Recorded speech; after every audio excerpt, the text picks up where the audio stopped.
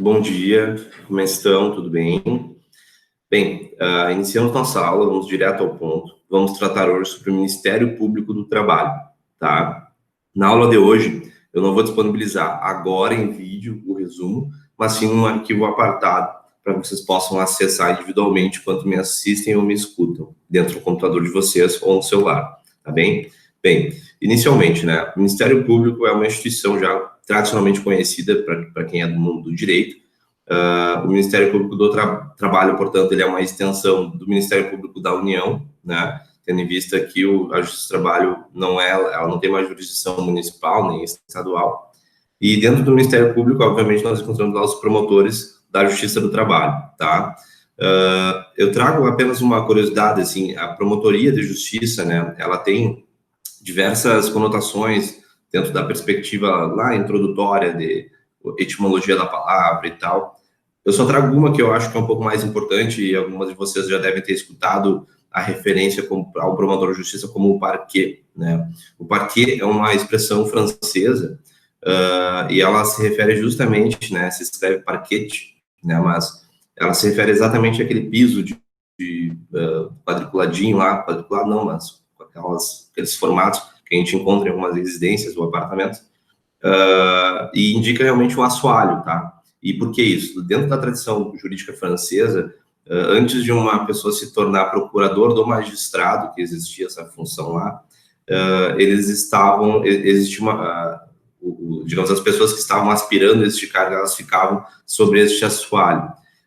Por algum motivo, o que se exercia dessas funções antes da pessoa se tornar procurador do magistrado se confundia muito com a função que é da promotoria de justiça hoje. Então, tradicionalmente, o termo parquet acabou sendo consagrado, por isso que muitas vezes vocês vão visualizar, em especial em sustentações, as pessoas que saúdam, por exemplo, os membros do parquet, né, que é os membros do Ministério Público, tá? Apenas para vocês terem uma noção inicial e entender mais ou menos algumas palavras que são utilizadas tradicionalmente dentro do meio jurídico, tá?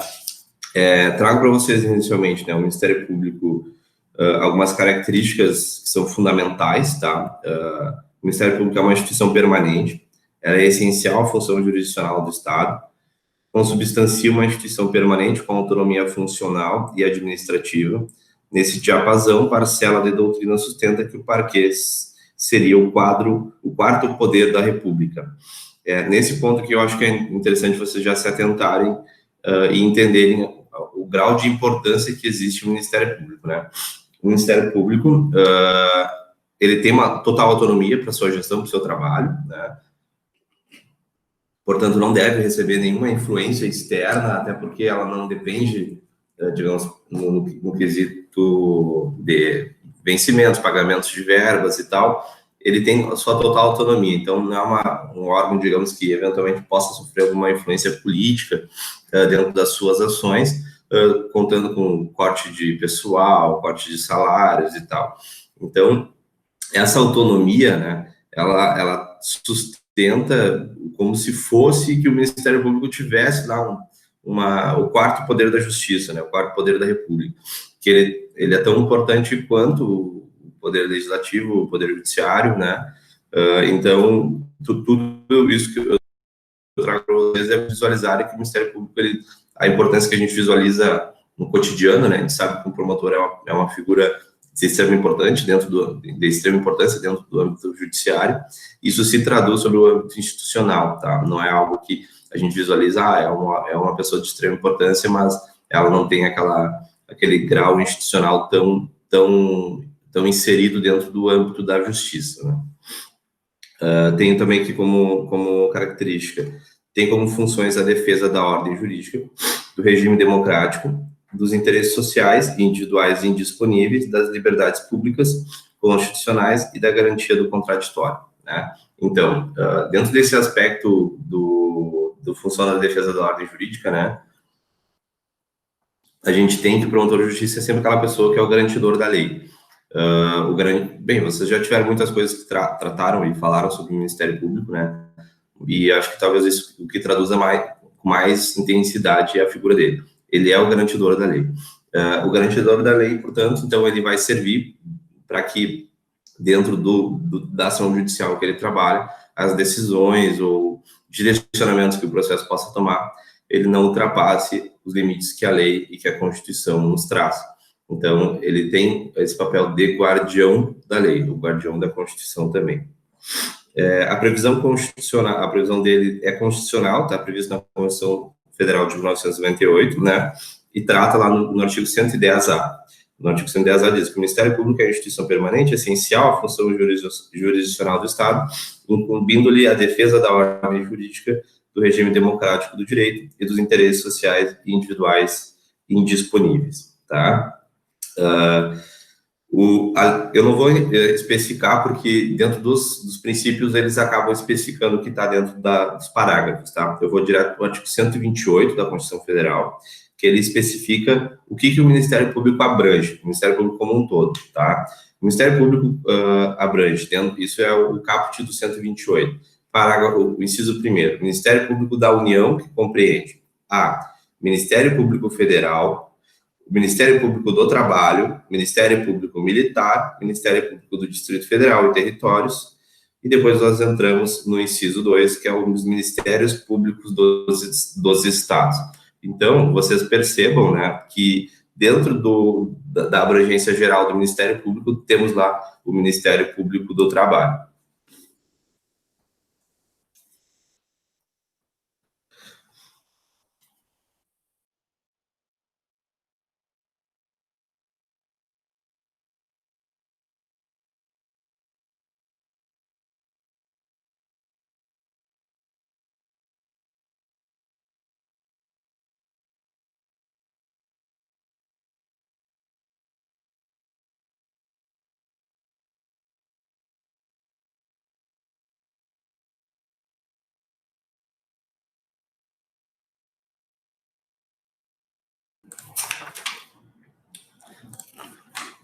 Bem, pessoal, peço desculpas aí, que eu tive que dar uma pausa, que eu tô com uma rinite alérgica bem forte.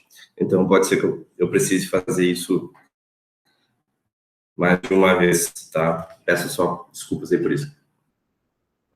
Para não expor aí eu assoando o nariz, tá? Mas vamos lá. Então, dentro do que eu havia trazido para vocês, dentro do que abrange dentro do 127, do artigo 127 da CF, nós temos lá os princípios institucionais que regem o Ministério Público. Muitos deles já são bem semelhantes aos que são os princípios específicos do processo de trabalho, que eu trouxe para vocês lá no início do semestre. Então, certamente vai ser uma aula mais objetiva em função disso. Bem, dentro do primeiro princípio que nós temos o princípio da unidade. O princípio da unidade, segundo esse princípio, os membros de um Ministério Público integram um só órgão, sob a direção de um só chefe. Todos os membros que integram o Ministério Público agem individual e legitimamente, com o objetivo de serem atingidos as suas funções jurisdicionais como um todo.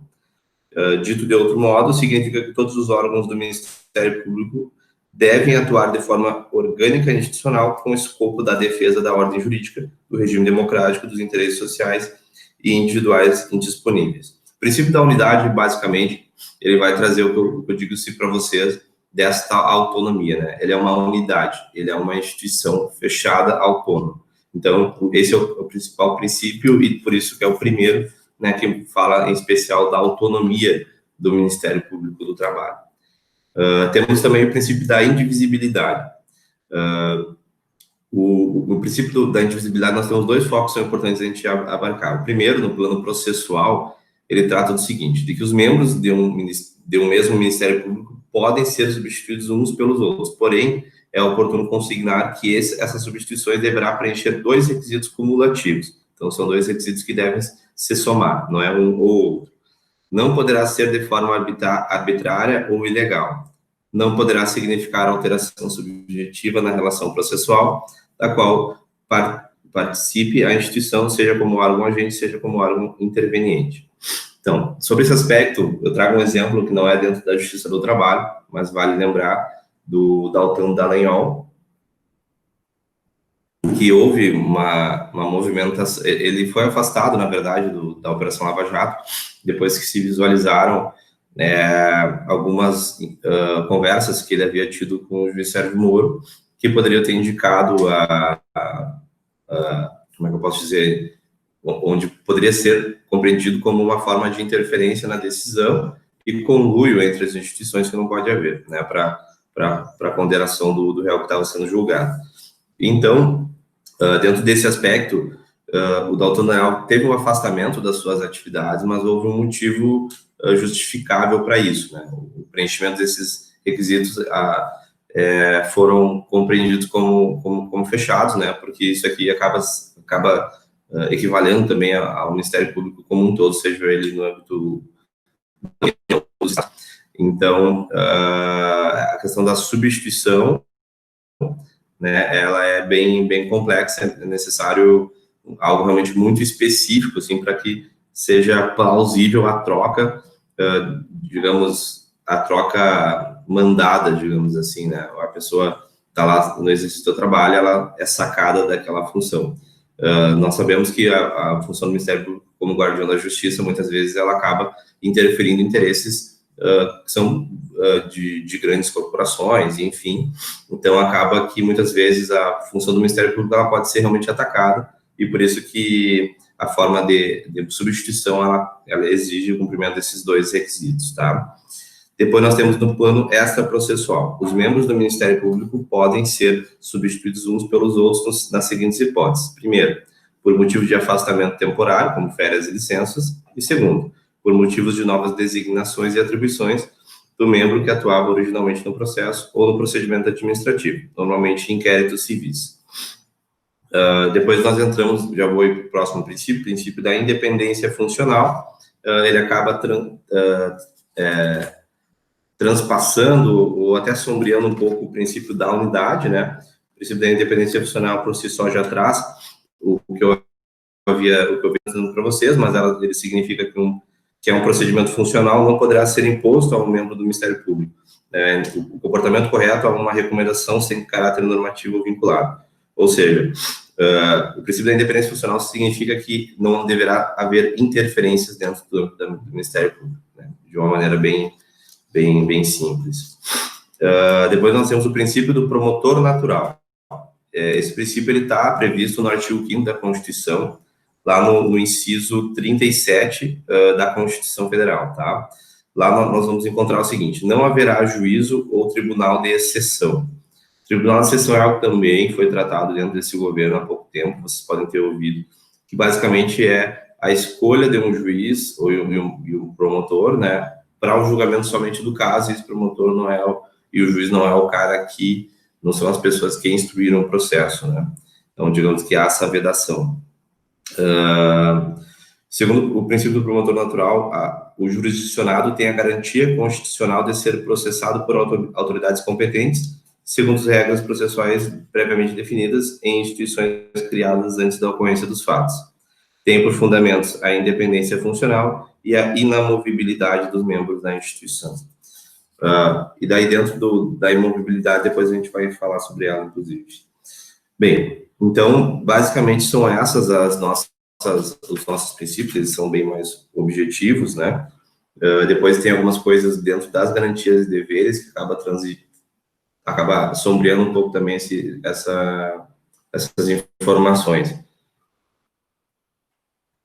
Bem, nós temos como função institucional, agora adentrando dentro das funções institucionais do Ministério Público.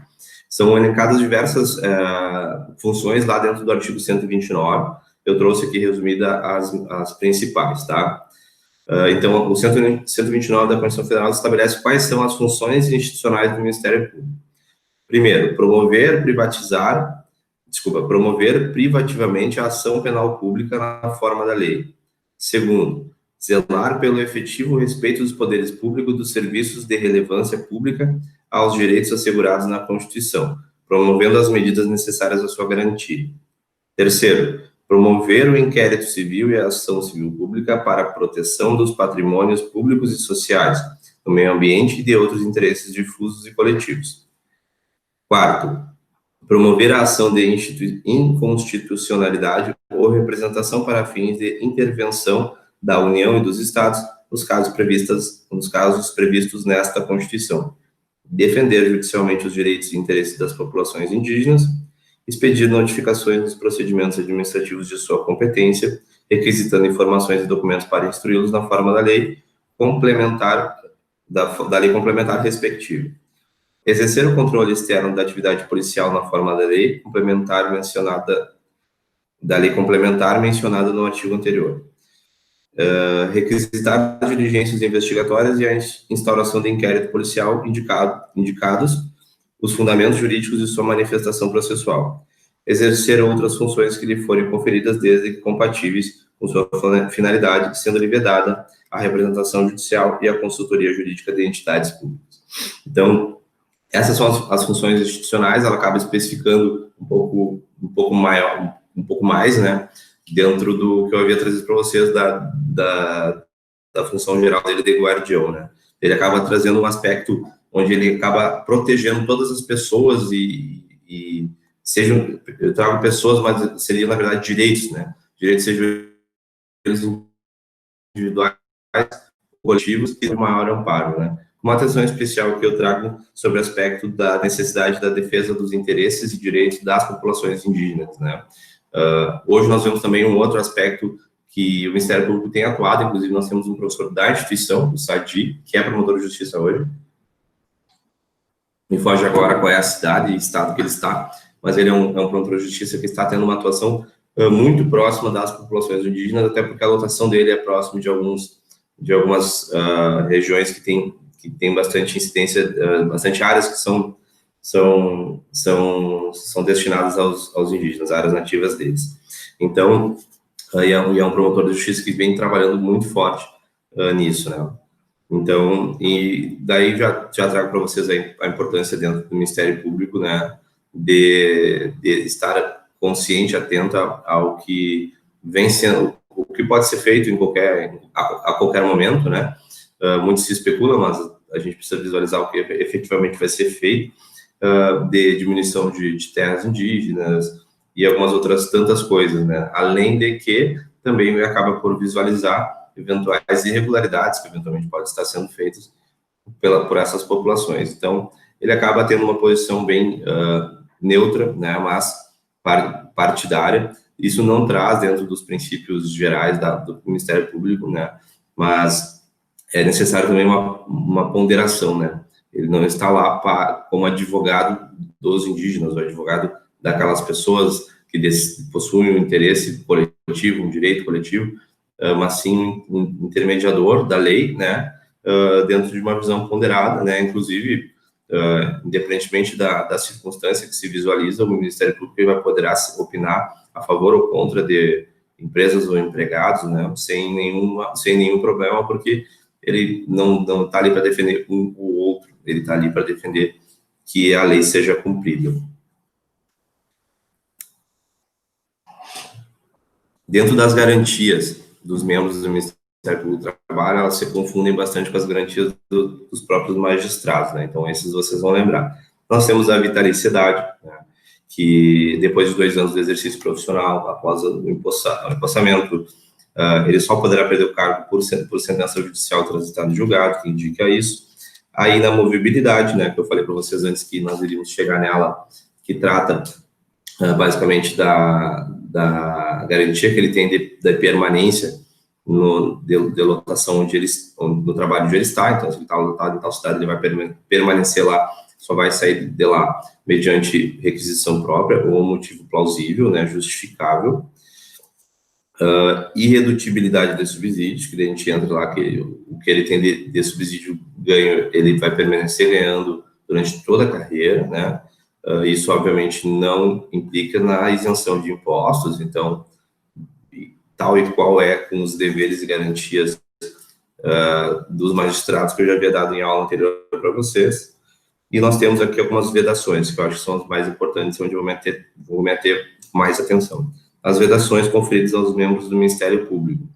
Exercer, ainda que em disponibilidade, qualquer outra função pública, salvo uma de magistério, tá? Depois a gente entra nesse mesmo aspecto. Salvo uma de magistério, significa que ele poderia ser professor uma vez.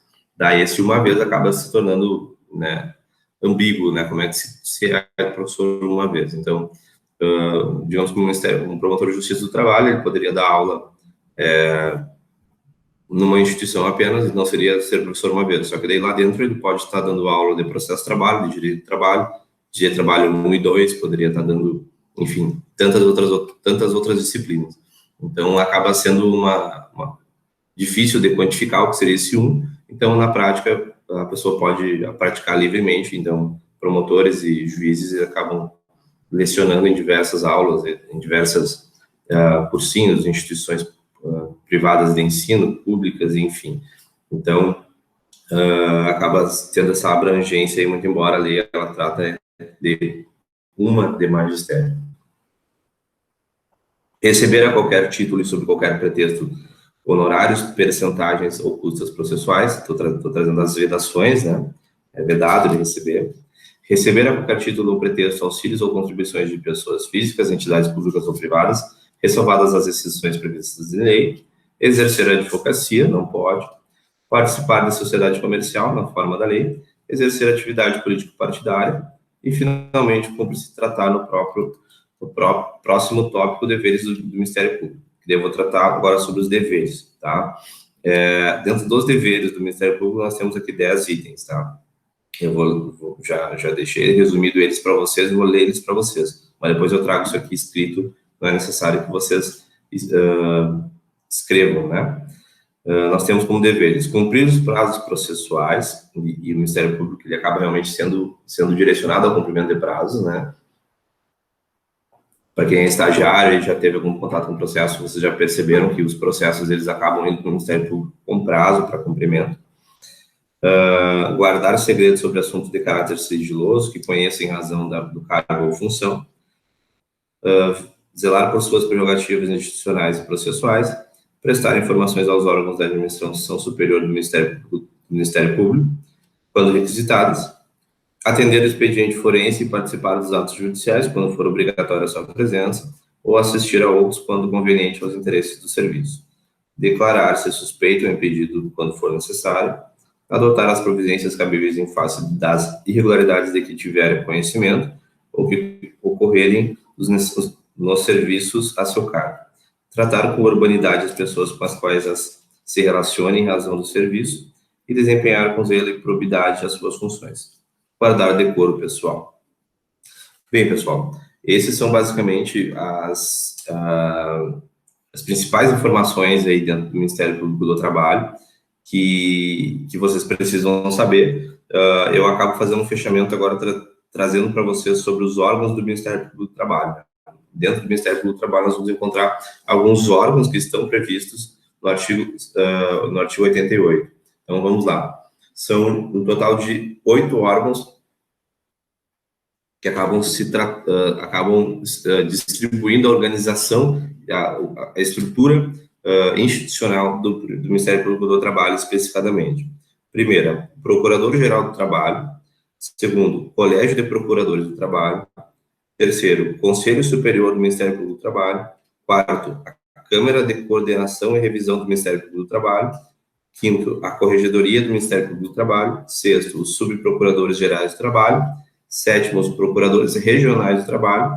E oitavo, os Procuradores do Trabalho. E, digamos, basicamente estão já numa ordem hierárquica. Tá? O básico que pode ser um Procurador do Trabalho.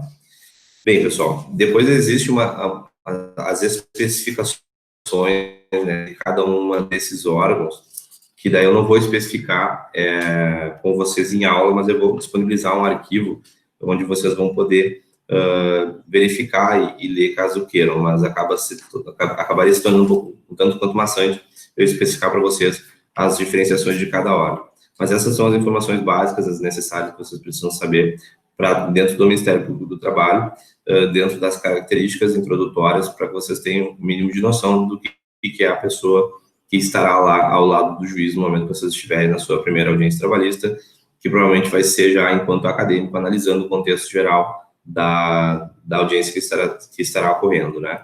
O Ministério Público do Trabalho, ele, em razão, agora, sobre um aspecto prático, tá? Em razão de que o juiz do trabalho ele tem uma atuação muito forte, né, muito incisiva dentro do âmbito da audiência do trabalho, que é muito diferente do ambiente das audiências cíveis, É natural, eu percebo pelo menos, que o promotor de justiça ou a promotora de justiça, ela acaba tendo uma atuação mais subsidiária, ela acaba deixando que o próprio juiz ele faça a gerência da audiência, e o juiz também ciente de que ele tem essa discricionalidade, por exemplo, na questão dos acordos, mesmo as partes estando em acordo, ele pode homologar ou não. Então, o juiz ele já tem uma noção muito boa, né, do que é contrário legis. Então, acaba que o Ministério do Trabalho ele acaba tendo uma atuação mais de retaguarda, assim. Não é muito comum ver o promotor de justiça reivindicar alguma coisa que já não esteja sendo direcionada pelo próprio juiz. Então é isso, pessoal. Qualquer dúvida que vocês tenham, eu vou disponibilizar os materiais de apoio. Fico à disposição, tá bem? Um abraço para vocês aí, um bom restinho de semana e até a próxima aula.